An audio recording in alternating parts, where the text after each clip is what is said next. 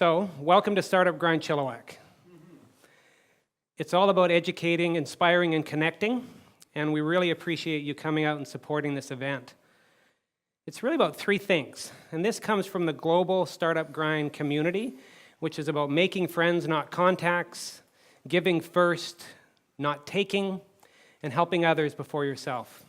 And I'm thrilled to actually have Mel here, who started Startup Grind Chilliwack, and through different things with his business, went in a different direction, but we're taking off where he started. So really appreciate your getting this started, Mel. Yes. I am thrilled to have recruited three great sponsors so far. We've got the Chilliwack Economic Partners Corporation, also known as SEPCO. We've got Brian and Nettie, so let's give them a hand for putting some money behind this. And then Craig Toes from the University of the Fraser Valley has also agreed to sponsor for all of 2019. And our latest sponsor is Accelerator, formerly known as SRC Tech. It's a regional consortium that really helps the technology space, so we're thrilled to have these three founding partners that are going to be with us throughout the year. On the partner level, we've got my company, Cowork Chilliwack and Currency involved, and Wisebox. Colin Schmidt, who was our guest last month, he's unable to be here tonight, but he's also involved as a co-director. So let's hear it for our partners. And I'm thrilled to have Kim Murphy and BC Urban Wine Club. She gave us some wine tonight and was serving all of our alcohol, so thank you very much, Kim. And if you are taking pictures and putting them on Facebook, Instagram, Twitter, etc., use Startup Grind hashtag, and that'll go in the overall feed of Startup Grind worldwide, which I didn't mention. There are 500 plus chapters all over the world, so it's pretty cool. And we are part of that as a community.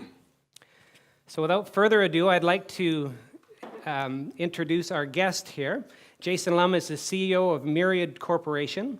We'll walk through Jason's business career managing a local technology consulting firm, plus his diverse history of public service and volunteerism in our community, including currently serving as a Chilliwack City Counsellor. And he'll be the first to tell you he was the youngest Chilliwack Chamber of Commerce president. And we'll discuss lessons learned along the way, plus the benefits of public service. So everybody on their feet, let's give Jason a warm Startup Grind Chilliwack welcome. All right, Jason, come on up. Thank you, Jason. Tim. Thank you for agreeing to do this the Tuesday between council meetings. I made sure to check that on the calendar before hitting you up. Yeah. No problem. Appreciate it. And I understand you've been laid up with a bit of a cold, so. Yeah, I picked a good day to get a cold, but we're mic'd up, so hopefully everybody can hear me. Yes, well. Awesome. Yeah, thank you.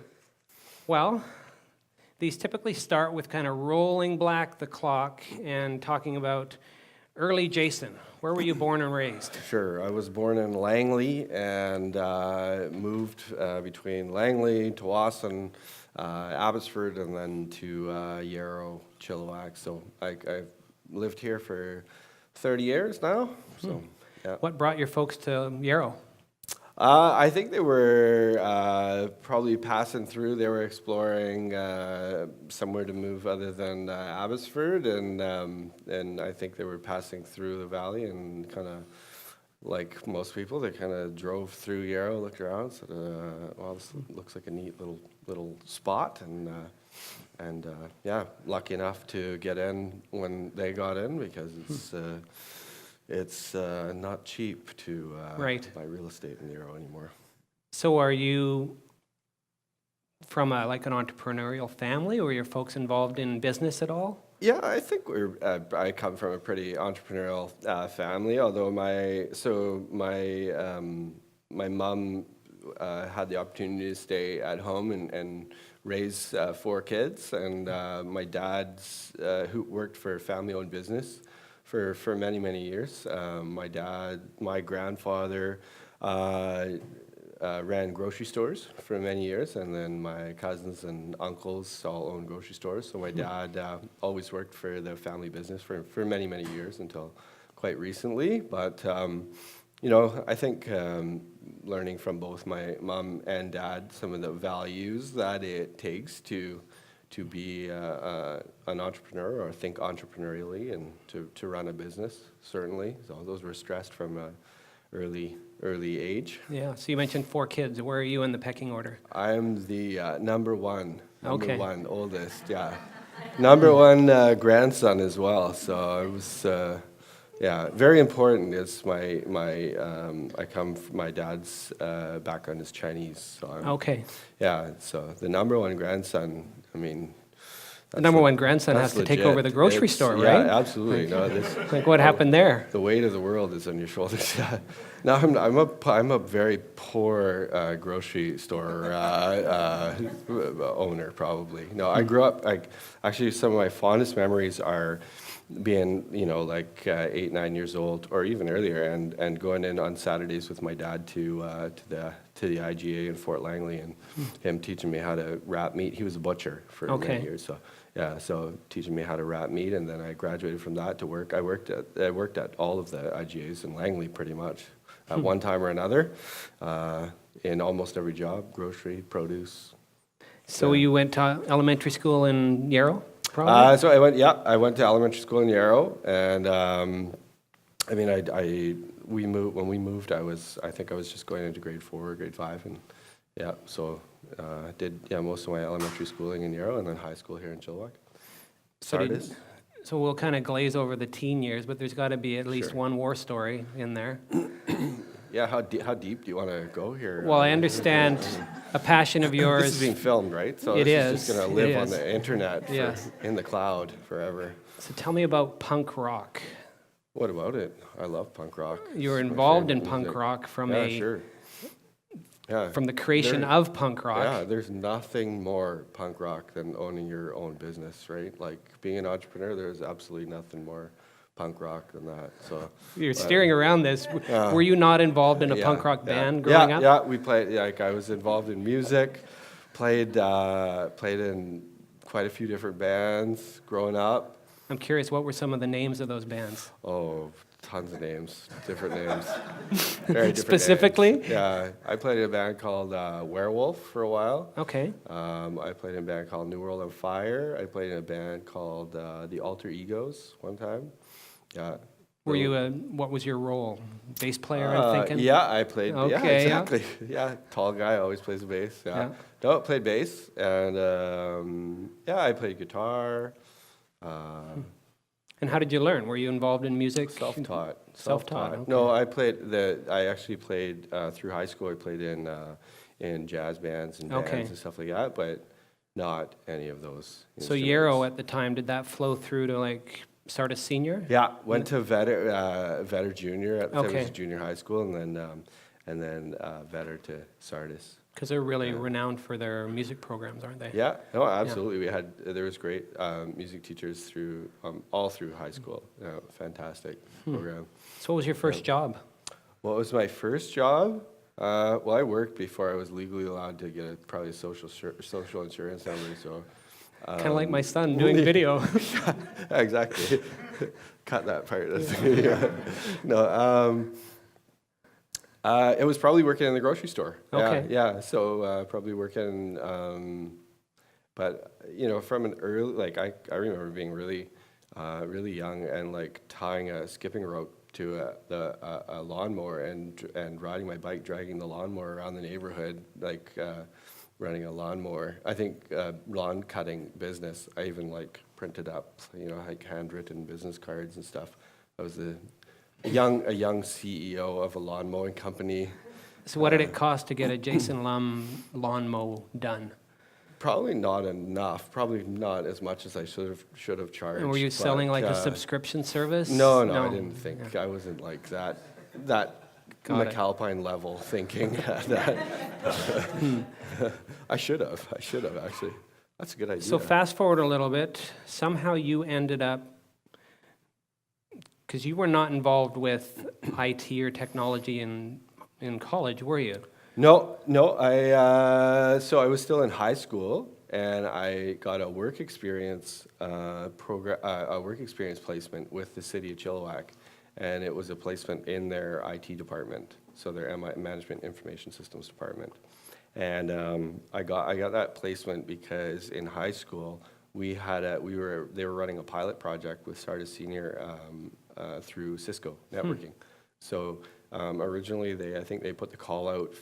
So Cisco, as a private corporation, was offering some of their CCNA training through to the high schools, and they did a call out to like math 12 students, something. And I'm a horrible math student, so I was not involved in math at all, and they couldn't get enough math students interested, I think, at the time in the CCNA program, so they extended it out. And They extended that out to band and specifically yeah, punk rockers? yeah, exactly. I think I was taking accounting, which has served me extremely well for all the people who skipped Math 12 and went into accounting. So was that kind of a light bulb moment when you're taking this work experience? Was it like, I think I like this? Oh, absolutely. No, I got a job offer actually shortly after that from the city of Chilliwack. So I think actually I couldn't take the job offer originally because I was still in high school.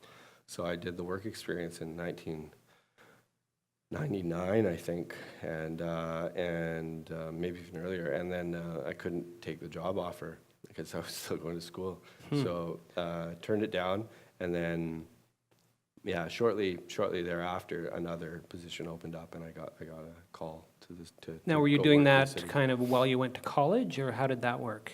So I graduated high school, went to university originally with a thought towards becoming a teacher, and so I was a history, a sociology, and theater student in university, and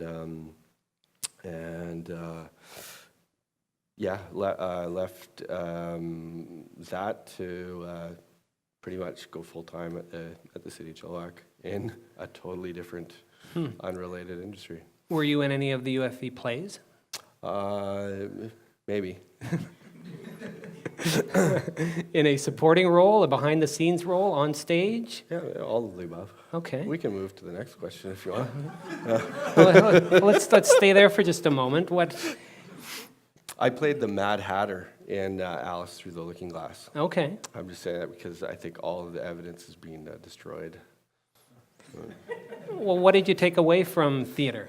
Oh, everything. I love theater. I love the arts. I love the creative side. I was 100% and still am drawn to that. And I think actually there's something with creativity and technology that I think there's a beautiful, synergy between the two, and probably doesn't happen enough, but.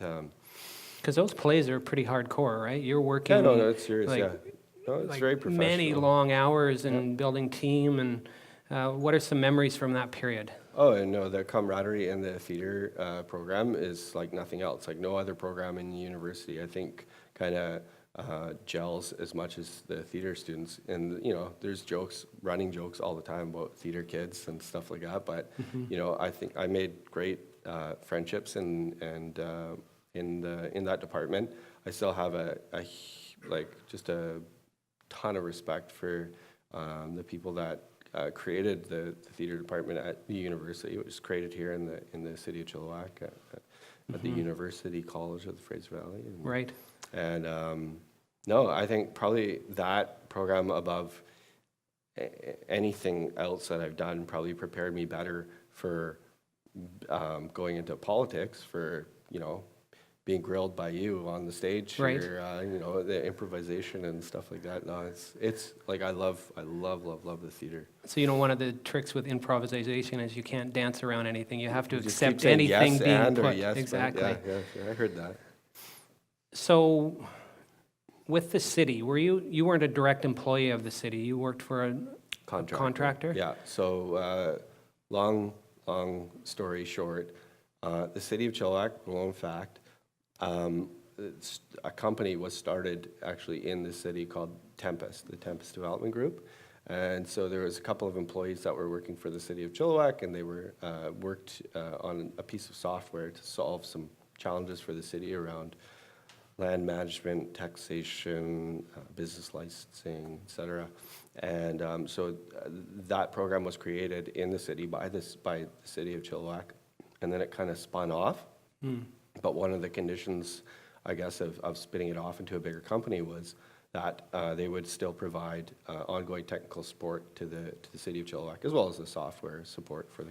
And the product is widely used. The company's since been acquired, I think, a couple of times, and I mean, it's used by municipalities all across the country. Really, it's called Tempest. Right. So you probably didn't know it at the time, but you really had like a front seat to a startup, right? Yeah. No. Absolutely. And you saw it go from kind of a pilot or a MVP, minimal viable product, with the city of Chilliwack, and then was it looking at working with other cities and districts? Yeah, so I think they realized that the product was, it was a good piece of software, and so there was potential in other municipalities, right? And but I think the city, to its credit, and the corporate services director that was there at the time realized that there was a lot of potential to it, and also realized that they needed to negotiate to maintain the ongoing kind of technical support for the city at the time. So, yeah, no, I mean, we'll probably get into it later, but like Right. I think there's a ton of potential in the municipal sector for partnerships with the private industry and looking at solving kind of municipal problems, and especially around software and data. So you had a pretty sweet gig there. Yeah, it was You weren't fantastic. necessarily getting the city pension, but it was No. probably well paid. How did you go from that I to? should have. I'd be like 20 years at the city of Chilliwack. I'd be Exactly. retired by now. Well, you're basically there every day still. It's true. Yeah. How did you jump off, and was it straight out of there that you created Myriad, or how did that work? Still working there, actually. Okay. Yeah. So actually, we had, because we were contractors, we had the ability to work with other agencies. SEPCO was actually one of them. So Tourism Chilliwack, there was support being provided by us on a contract basis. So there was a couple of us in working for Tempest, providing services to the city of Chilliwack, but we were also able to provide services to other organizations. And we kind of pooled our resources. A couple of us decided to partner together, pool our resources, and start kind of a technology services firm. And at the city, did you work with like Corey Carruthers? I And, sure did. He was my boss. Okay. Yeah. Absolutely. And Rob. Yeah, Rob Carnegie? Carnegie was the second director of corporate services I worked for. I worked for a fellow before him who was corporate services director, and then Rob, and then Eric Leidecker, who's currently the director of IT, but Corey, I've always worked with Corey. And So what did you learn about kind of navigating big corporations, or in this case, government? Like is it a slow-moving machine? Were you able to be nimble? And yeah, it can be, but I think we were a very small department. I think we were like 7 or 8 people, I mean, the difference with our IT department, because it was kind of eventually, when I left, actually, that was one of the deciding factors, was they brought the Tempest contract inside, so they actually offered people jobs, so they came into the union or they became exempt employees. At the time, if I would have gone into the union, I would have had to give up some of the contract work that we had on the outside. So it was kind of a deciding factor at that time to take that work and to move on a little bit. But no, the MIS department at the City of Chilliwack is always, it has always functioned very entrepreneurially, I would say, right? You're getting a chance to work and learn, and me, as coming out of like basically straight out of high school, was getting a chance to learn on some of the best and latest hardware, software, technology around, right? And so it's very good. So you went straight into a partnership, I believe, and there were just two of you grinding away at this. Describe those early days in business. Yeah, it was tough, right? I remember trying to convince the bank at the time to give us like our credit card, I think, and it seemed impossible, right, to get $1,000 credit card in order to just try and cover just some of our basic costs, right? But yeah, that's where you employ the theater skills, right? Right. So. And what was your service offering? We were primarily support driven, so we were basically on-site technical support services, contract technical support services. And then we joked about it because we picked the name Myriad, and because it means everything, right? All encompassing. Yeah. So yeah, I don't think we turned down a single job in the first. Was it project based or was it ongoing contracts or mix? We did of both. Yeah, we had some contract work, but we did, a lot of it was billable hours. It was just racking up as many billable hours as we possibly could. And so how did you divide that up between partners? Were you the sales guy, were you the technical guy, or were you both kind of doing the same thing? A bit of both. Primarily, I was probably sales and kind of business development work, and then my partner Andre, he was more of the technical services guy, and I mean he came into this like 30+ years in the industry, working all across the country. So I was learning things from him as well, but I was also. You brought the charisma and good looks, right? Yeah. Maybe a bit of charisma. Okay. So how long were you guys just a team of two? When was the first employee hired, and what did the discussions around that look like?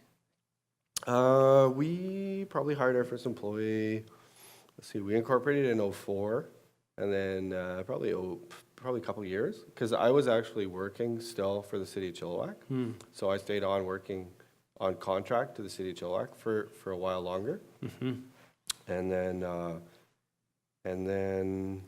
that was probably a couple years in. We hired and fired our first people. But it's that's a whole another skill set. Right. Having to learn the HR side. Yeah, and now there's all sorts of terms for it. Like, so you were a classic bootstrapped startup, right? And whereas you were just, okay, we're gonna go out, hunt and kill and drag that back and try to make money, and before you know it, you've got a whole expenses to cover and so forth. Like, talk about the software services business and some of the pros and cons of that and what you've learned. Excuse me. So we're not a software developer, but we're definitely services driven, right? So it's not dissimilar to any other customer service business. I think like we a lot of the fundamentals when it comes to customer service. Hey, thanks, man. Thank you. Appreciate I was going to ask for that. Just gonna keep coughing awkwardly through it. So very customer focused. So, I mean, that coupled with being a startup and not turning anything down brought lots of challenges, right? So, for sure, I would be the one who would say, somebody would ask, can you do this? I would say, yeah, absolutely. Like, how hard can it be, right? Like we could totally do that. And then I'd go and tell Andre what I just promised somebody, and we'd have our own tough discussion. But at the end of it, we'd figure out how to do it, right? And I think it built our reputation as a company, as being a company that wasn't afraid of anything. I mean, we got like heavily, and we'd get bring in to solve issues that, other companies would take one look at and just walk, right? And I think that's how we built our reputation. But it's not dissimilar from any of the kind of, I think, the values and the things that I learned when I was 8 years old. And I guess that era, mid-2000s, you were probably, companies were putting in their own hardware, right? And you were supplying that, and that's obviously changed over time. Some. To a degree, yeah. No, there's still good business to be had, I think. Like buying and selling hardware. There's no margin in, people can go now, they can go online and Right. say, I can buy this widget for $10 cheaper than what you're selling it to me, and you have to, you know, go through a whole value proposition. And So if you think back to that era, tell me a story that you wouldn't necessarily want to tell the world on video, but there must have been like yeah, totally. like something that was just like soul crushing, or some sort of business deal, or anything come to mind? Like one I won't get sued for. Well, a customer, and you don't have to name them, that you really, that was not a fit, and that you guys talked about and fired that customer potentially, like. Yeah, no, we've gotten involved over the years. I mean, we've been in business for 14 plus years now. So, yeah, we've had times when it just was not a good fit, or the customer had, I mean, over time, just in any startup, I think you get, I think, more comfortable in your own shoes, right? And you understand that not everybody, just because you can get the business doesn't mean you should get the business.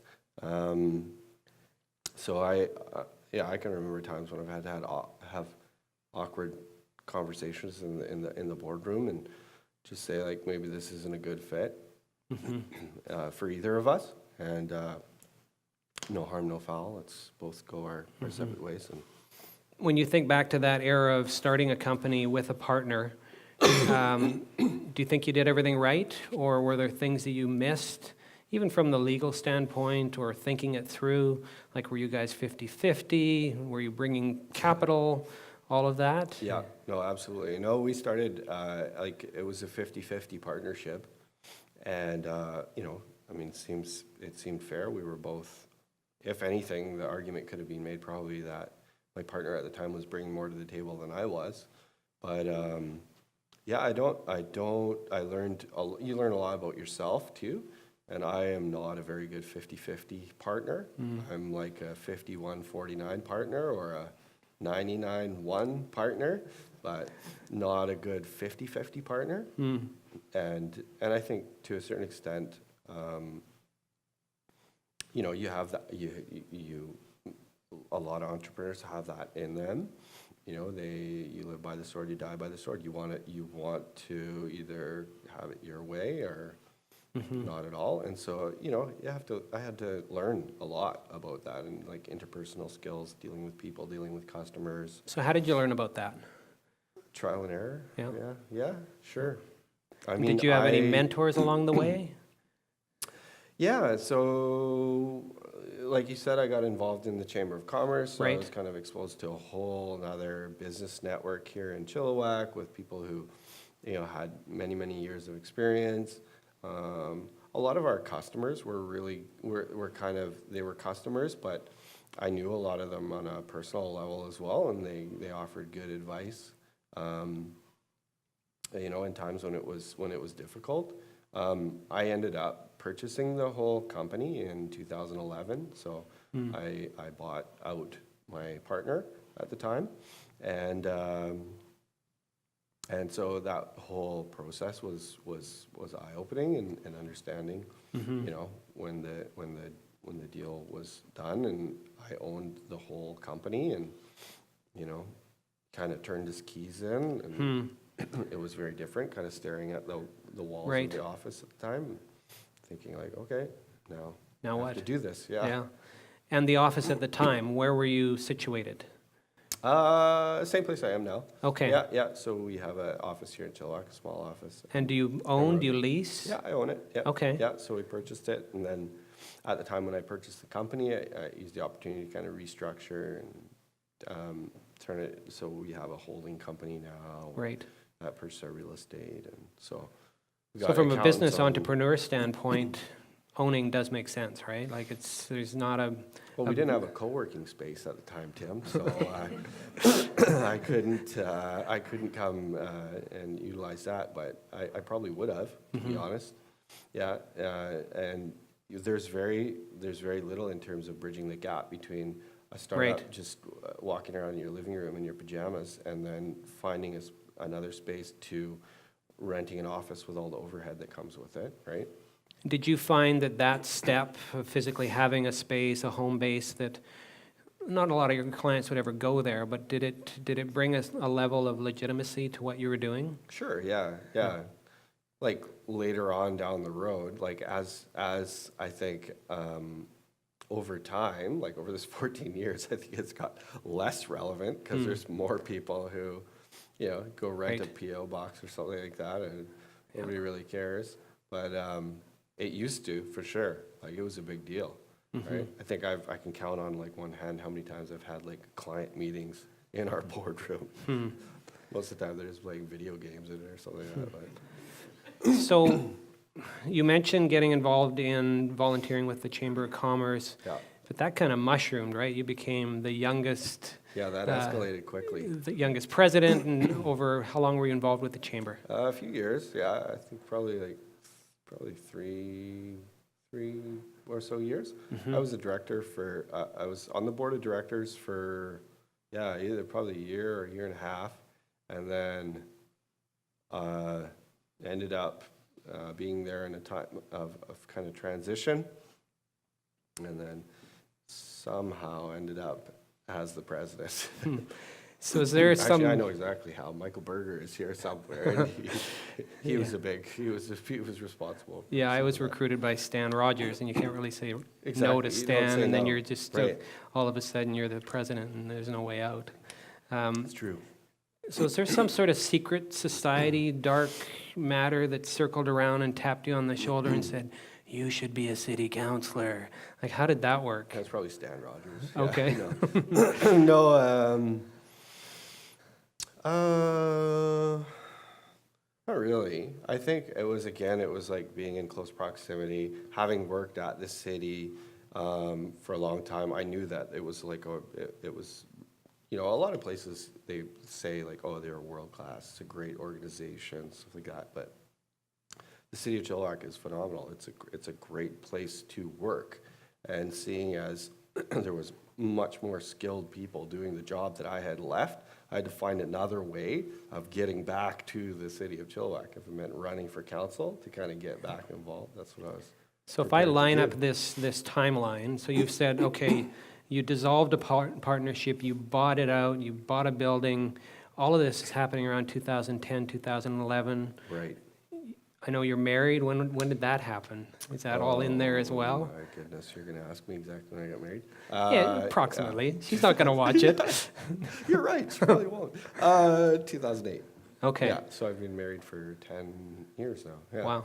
Yeah, but yeah, no, when I ran for council, between when I bought the business, partnership dissolved, bought the business, ran for council, resigned as president of the chamber, that all happened pretty much in like October 2011 or something. So it was like all within a very short period of time. So I wouldn't have planned it that way. I wouldn't recommend doing it that way. So you hit the ground running. You're campaigning to become a city councillor. Yep. You're thrown into this public arena. You're probably doing the all candidates meetings and interviews and so forth. What was that like? Yeah, it was like, it was mind-blowing. It was awesome. It was a lot of fun. I love campaigning. I really like that part, and I think that's probably back to the theater kid's side of me, right? Yeah. So I felt very comfortable when I was asked questions. I felt comfortable going and asking people for support and being able to articulate kind of what I wanted to bring to the table. That was 2011? That was 2011, yeah. What other councillors were elected at that point? Ken Popoff? The current mayor, yeah. Okay. Ken and I came in, just Ken and I at the time.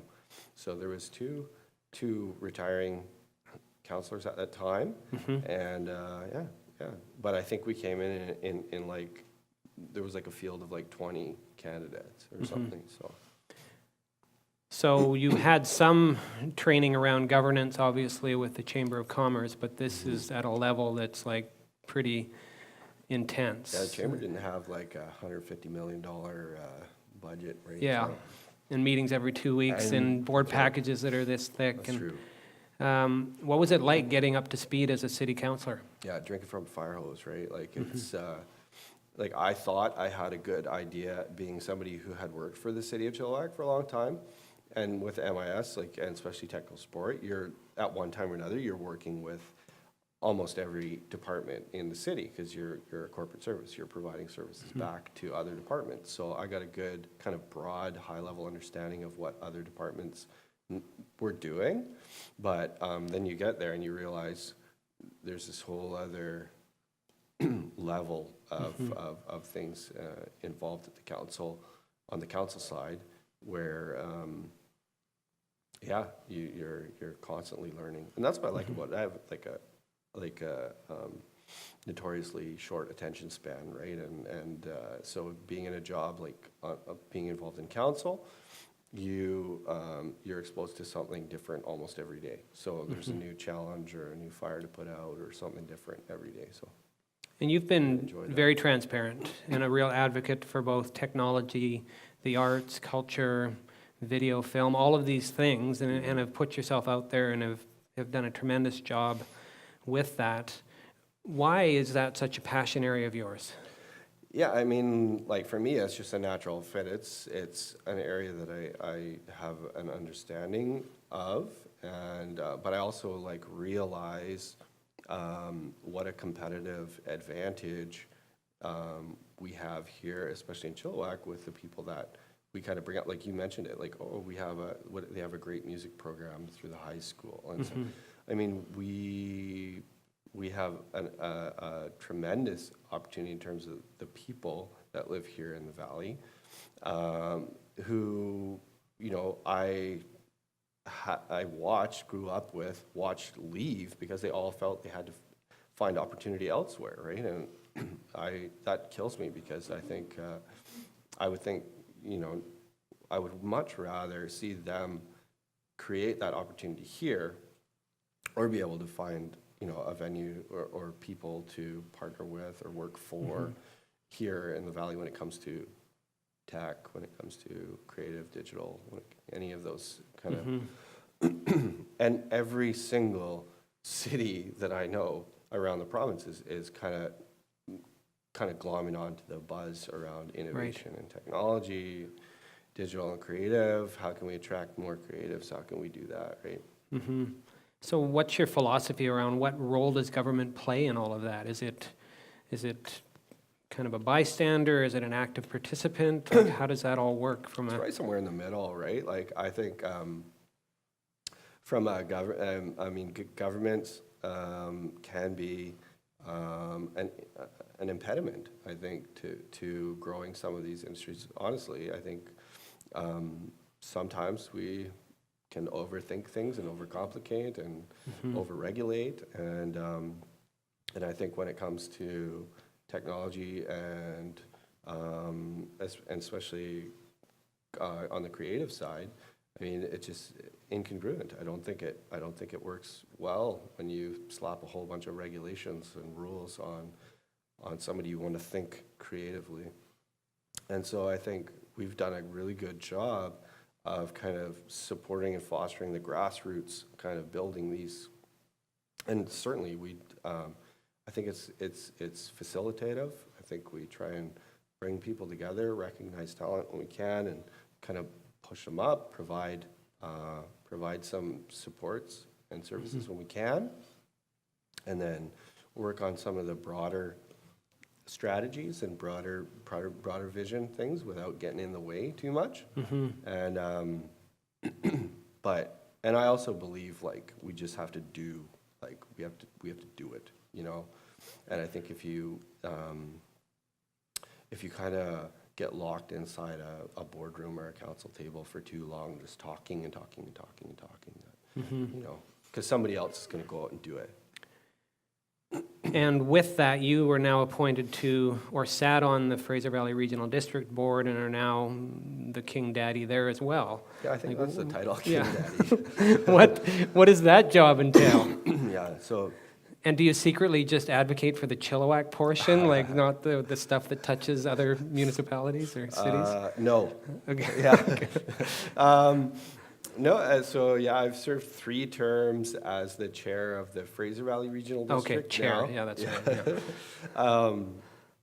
Yeah. And so that is like, it's like what I do on council, but you multiply it, so it's like 3 councils, because there's 23 directors, board members made up of, I think 6 different municipalities, 8 electoral areas, all in a geographic area stretching from just up bordering the Langley Township, all the way to Manning Park, all the way to the Squamish-Chilliwack Regional District. So we have a huge geographic area. It's not just when you think about the Fraser Valley, it's actually much, much broader.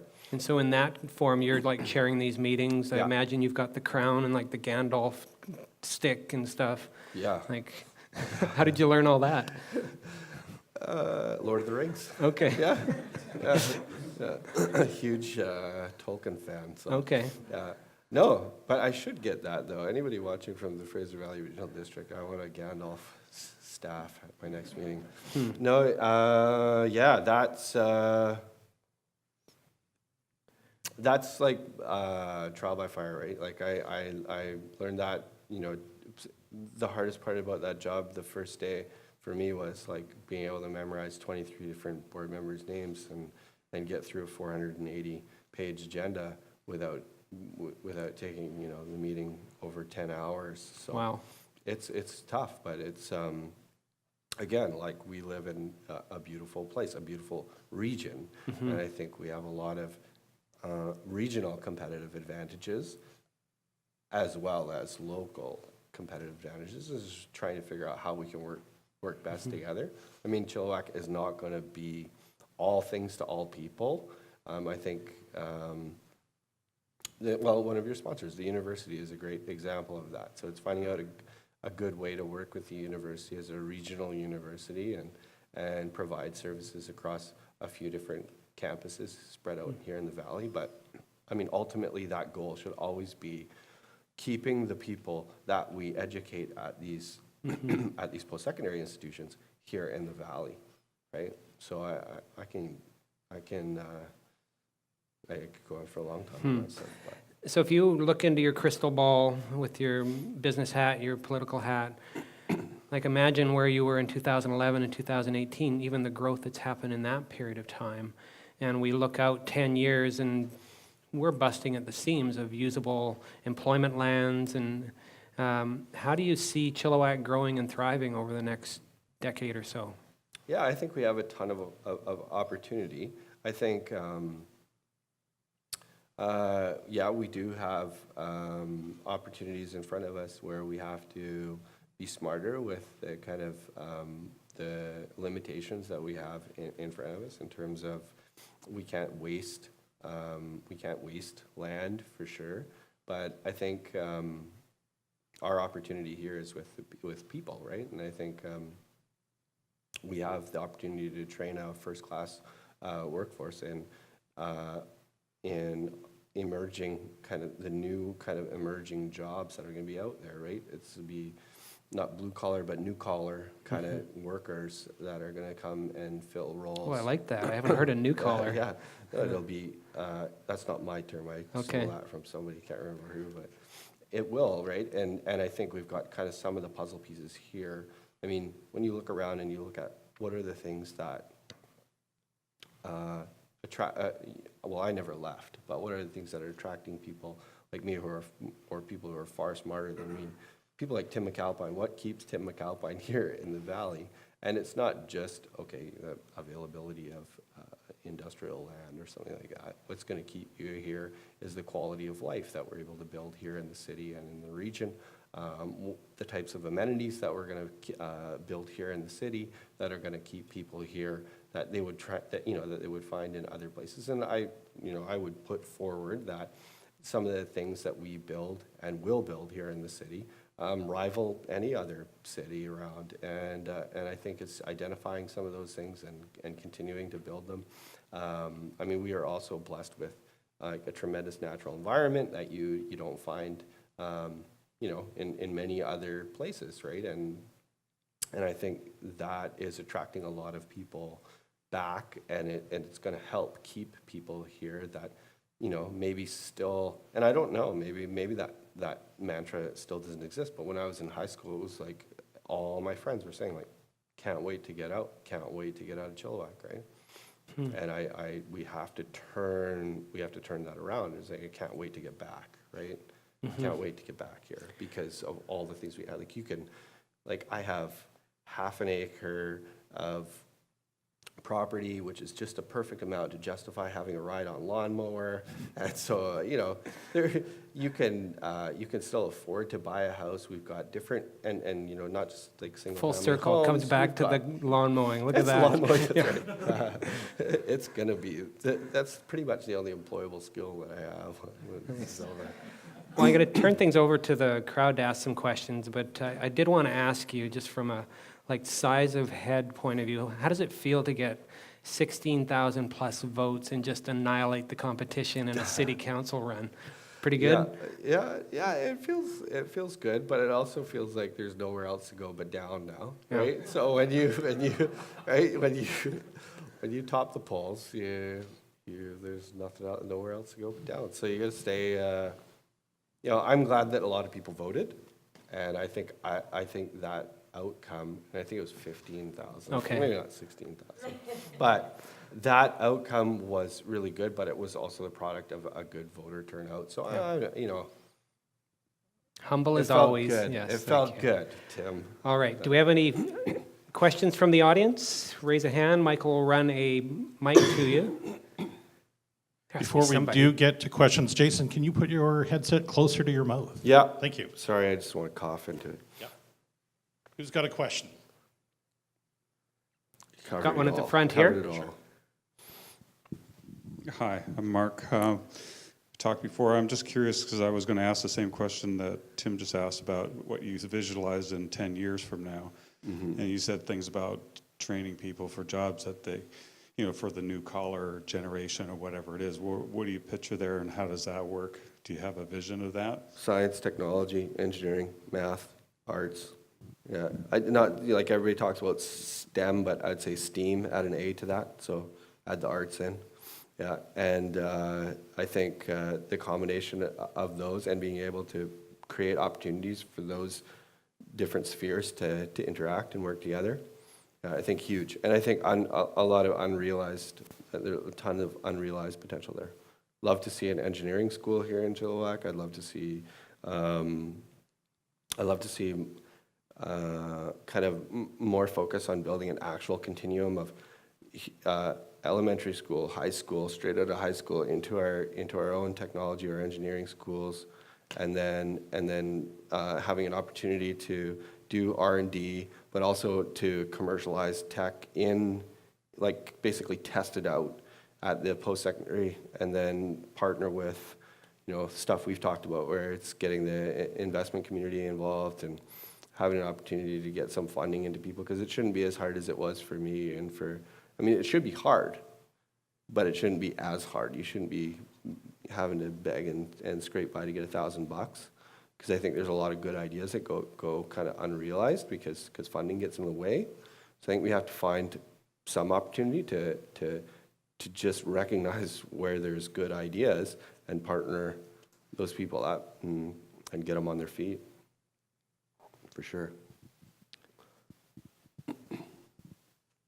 Hi, my name is Calvin. I own a local game development studio here in Chilliwack. I'd left Chilliwack. I love Chilliwack. I came back after 10 years, and the last 4 years I've just been spinning my wheels trying to get support, traction, and I've had pretty much nothing that's really helped or supported me since I started, and I'm just wondering what your plans are to change that. And you're looking for funding, right? Primarily. Funding, help with the government incentives programs. Yeah. I get rejected by some of the themes of my game. Yeah. Not just funding. You're in a difficult one because it's classified as entertainment. It's kind of classified as being a nice to have, an extra, right? So, but you're doing things that are incredibly important in terms of the skill sets and the technology that you're utilizing, right? So one of the things that I would say not knowing, because it's Squirrel Saw? Greenhouse games. Greenhouse? Right, flying squirrel, okay. And on the periphery, I probably haven't gone into as deep as what, I knew that you were kind of looking for funding, looking around, but one of the things that and maybe you've done this already, but is there an application of the stuff that you're doing that is maybe would fit closer into where some of the funding sources currently that are coming primarily out of the federal government, I guess? There's a variety of different programs I've looked at, but there's a lot of red tape, and oftentimes you need support by the local government just to get in front of someone. For example, they announced $100 million interactive fund, and we've spent the last 16 months trying to get an email of someone who manages it, and it's just impossible to try to get any traction unless you've got extra support and people behind you that can make those connections. Yeah, and it's probably like, it's a good point, right? And I don't have all the answers to that, but I think just navigating like I'm in the system. I'm in this system, and there's days when I have no idea how to find the contacts that I need to find to solve what I think are fairly simple problems or make fairly simple connections. So it has to be way easier, and it goes back to my original comments probably, where government can tremendously overcomplicate things when they get involved in stuff. But I think it's tough because not knowing 100% your situation, but I think you touched on subject matter, and I think your funding sources are coming private. That's where I think your best probably opportunity. I mean, Yeah, I've had to go into industry the U.S. and into Vancouver because I've spent 3 years here and gotten pretty much nothing. Yeah, it's difficult because like, okay, putting on my government hat, right? And local governments, we're doing water, sewer, garbage collection, mobile video game app development, and I'm not at all belittling or saying it's not important, but that's a tough pitch. That's a tough pitch to make to a local government for funding. But from the Creative BC, from the provincial side, from all the politicians who are standing up there saying, like, we want to be the place, Hollywood North, we want to be I don't know how many times I've heard my provincial counterparts talk about how proud they are to have electronic arts in Burnaby and how many people it employs.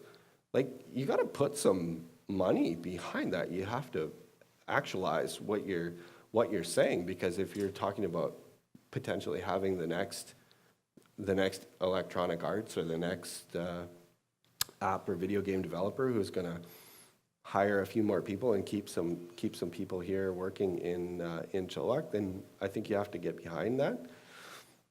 And I don't know if it's qualifying more private investment and creating more opportunities to attract private investors, or if it's like sinking some money into it. It's a totally good question, but I think there could be multiple full-time jobs of just somebody navigating the system on behalf of people who are looking for funding too. Absolutely. And programs come and go, and I think that's a full-time job, and I can only imagine how difficult it is for somebody. This is coming from somebody who like works in the system. So, Jason, was just the whole theme of the startup grind scenario tonight. I know I'm starting my own new brand and new business, and one difficult thing that I found along the way is a step-by-step guide from the city. And so I didn't realize that maybe I had to call the fire department and get something signed by them as a next step, and after building permit, and I know Brian's in the room too. So I just thought it was a really good platform to maybe say, I know there's probably a lot of resources out there in Chilliwack that are available to new startups, but I just don't know that it's maybe facilitated where it's sort of a one-time package where you're not sort of going to SEPCO and the city and, other local government offerings that it's not, I've learned a lot in the last 6-8 months, and I'm wondering if there's some sort of main maybe website, or some sort of form. And like I say, because of the startup theme of tonight's evening, just as a guide for people generally, and even hearing from Kelvin here, just where do you go and what do you do next, and what are the step-by-steps for a restaurant, and what are the step-by-steps for a small business, and just Yeah, it's a good idea, and I think we've had like high level discussions around, at the for sure at the SEPCO table, at the Economic Development Office, around how can we help facilitate, or navigate, I think is the better word, right? Navigate the system for startups, but it's also like it's not a one size fits all approach, right? Like, so I think what Calvin needs and what you need are very, very different, and are going to require very different people at the table to be successful. But it's also a grind too. Yeah. It is, right? Like starting a business is difficult, and I take issue a little bit with people who kind of come in and say, I'm an entrepreneur and I read a whole bunch of books, and now I am an entrepreneur, therefore I will have my own business and I will be successful. It's tough. There's lots of days when I don't feel successful at all, where we're barely scraping by, and you have to look honestly at this whole thing, as I know you do, as I know many other people who own businesses do. It is difficult, and I'm glad it's difficult, because it kind of separates the wheat from the chaff, and it makes you work very, very hard at doing this, right? But yeah, in terms of the city of Chilliwack, I think it's something that we do really well internally, but externally, I think it would be almost a good exercise to pair up maybe some of our planning department and some of our different departments, and just walk through a couple of these startups and what we ask of other people, and just experience it from their perspective, and in a non-judgmental way, just saying, here's the process as it looks from us, and here's the process as it looks from somebody who's trying to, again, navigate this system. I mean, to us at the city, it looks really easy, and we think, oh my goodness, like we're one of the most business-friendly jurisdictions in the province to do business, and as evidenced by all the people who are relocating their businesses here. But I think it's always good, as I do with my own business, to check, to do that check-in and just say, like, test your assumptions and say, is what I believe to be true still really true, right? Yeah, because everyone's been super helpful. It's not that. It's not that at all. It's almost like, what's the next step? Right. And where do I go from here? Yeah. Without making a mistake, and without going, too far ahead with at one place, and then all of a sudden realizing that you have to go back and do this before you go to that. And I know it's all different in all different sectors. I totally understand that. Yeah.